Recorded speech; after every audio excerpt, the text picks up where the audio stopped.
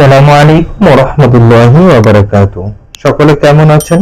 আশা করি সকলে সুস্থ এবং ভালো আছেন। আমিও আল্লাহর রহমতে আপনাদের দোয়ার বদৌলতে সুস্থ এবং ভালো আছি। আবারও চলে আসলাম একটা ছোট্ট নতুন ভিডিও নিয়ে আপনাদের সামনে। তো এখন যেটা আমরা পড়বো আর কি, বা এখন যেটা আমরা শিখব সেটি হচ্ছে আল্লাহর শব্দের লাম কখন পুর হয় এবং কখন বারিক হয় সে সম্বন্ধে লাইফে কিছু কথা বলবো ইনশাআল্লাহ। এখন একটু পড়ার দিকে যাই। আমরা সামান্যভাবে জেনে নিই, আল্লাহর শব্দের লামের পূর্বে যদি জাবার বা পেশ হয় তাহলে আল্লাহর শব্দের লাম কিন্তু পুর হবে, আর যদি বারিক হয় তাহলে জের হলে কিন্তু আল্লাহর শব্দের লামের পূর্বে জের হলে আল্লাহর শব্দের লাম বারিক হবে। এখানে তাসজিদ আছে, ওই জন্য হামজার সঙ্গে যুক্ত হবে নুনটা ইন। আর এই যে আল্লাহর শব্দের লামের আলিফ,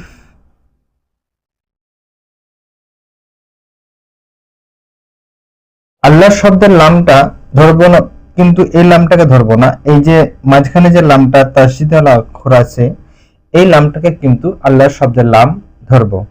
ইন নাল, নুন লাম জাবার নাল, ইন নাল লাম খারা জাবার আছে। তাহলে এই যে আল্লাহ শব্দের লামের পূর্বের অক্ষরে জাবার এসছে, নুনে জাবার এসছে, ওই জন্য এই লামটা ল হবে, এই লামের উচ্চারণটা ল হবে। ইন্নাল্লাহ, হা জাবার হা, ইন্নাল্লাহা। এটা বানান করব কেমন ভাবে? হামজা নুন জের ইন, নুন লাম জাবার নাল, ইন্নাল লাম খারা জাবার ল, ইন্নাল্লাহ হা জাবার হা, ইন্নাল্লাহা।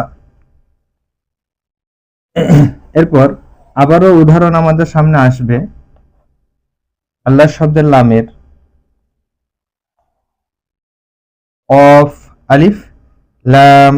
এখানে আল্লাহ শব্দের লামটা আসবে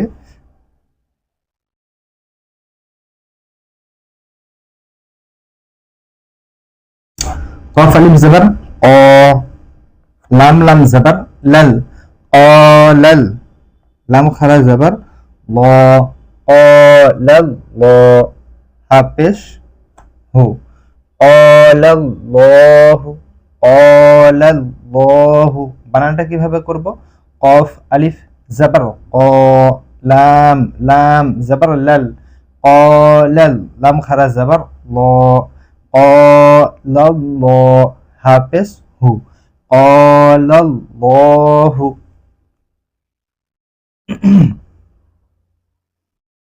শিন মিম আইন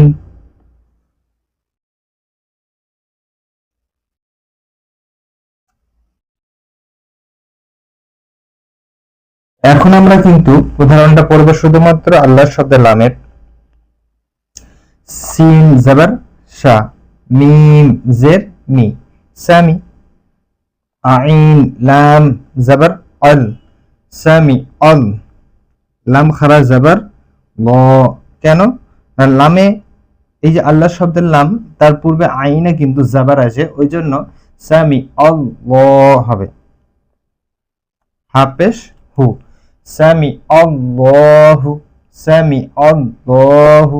সিন জাবার সা, মিম জের মি, সামি, আইন লাম জাবার অল, সামি অল, লাম খারা জাবার ল, সামি আল্লাহ, হা পেশ হু, সামি আল্লাহু।